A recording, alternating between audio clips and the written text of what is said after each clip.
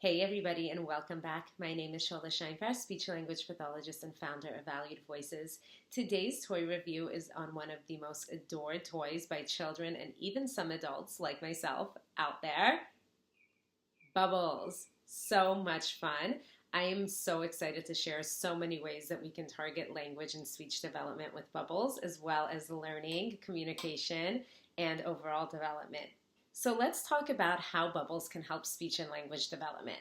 So I have two bubbles out because you know I love giving our kiddos choices. We have pink bubbles and purple bubbles. A great way to start by having your child point to which one they want. They can identify the color by having you ask them, touch purple or touch pink, or you can simply ask them, which one do you want? I think my purple ones are a little bit better, so I'm going to go with purple today.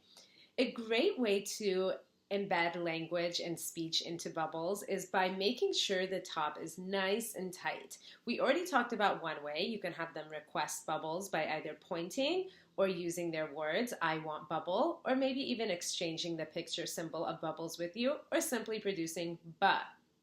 A way to have them elicit open is again through the use of picture symbols, sign gestures, or they can vocalize for you O for open, or tell you open, or I want you to open it.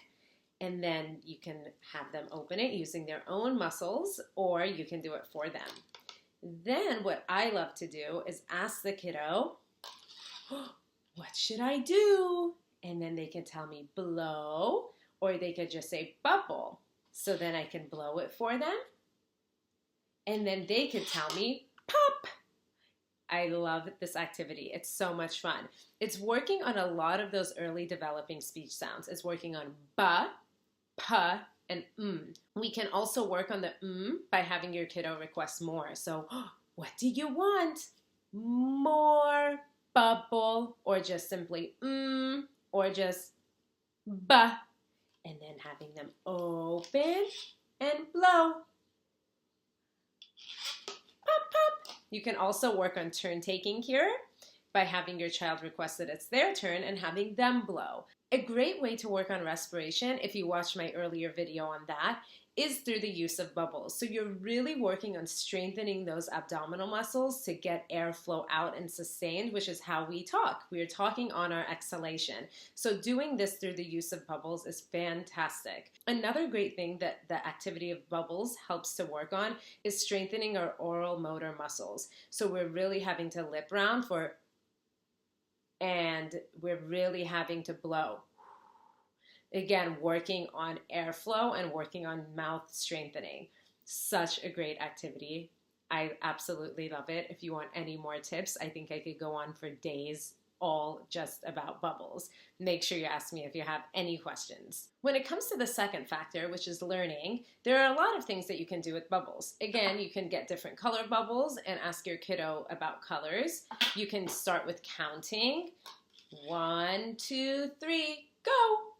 And blow the bubbles and count them. How many do you see? Or count how many that you pop. And I like to kind of work on language and learning with up and down. So should I blow up or should I blow down? So you're working on that spatial concept of up and down.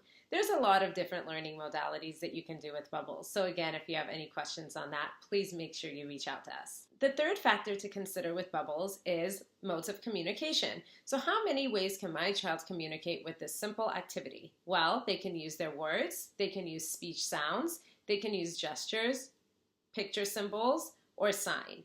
So many ways that you can target bubbles, and I have a ton of picture symbols, so if you want those, please be sure to drop a comment in the link below and I'll make sure to get those for you. The fourth factor is how many senses. Now, there's not really a lot of smell. I guess you can kind of taste the bubbles by opening up your mouth. There are flavored bubbles, and a lot of our kiddos like to do that by catching the bubbles with their mouth, which is super cute, and you can do that if you want. Might be a little soapy. But really, there's that visual and tactile sensory integration into this activity. You have to watch where the bubbles are going, and then you could touch them and pop them and talk about what they feel like. That one was a little bit wet.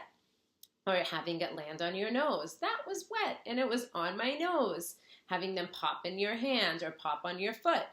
different ways that you can target even body parts with this, going back into learning. The fifth area that we want to talk about bubbles is overall development. So this is a great gross motor activity. Get your kiddos up, get them moving, get them popping the bubbles with their head, with their feet, with their back, with their arms, with their elbows. So many great movement and fun activities you can do with this.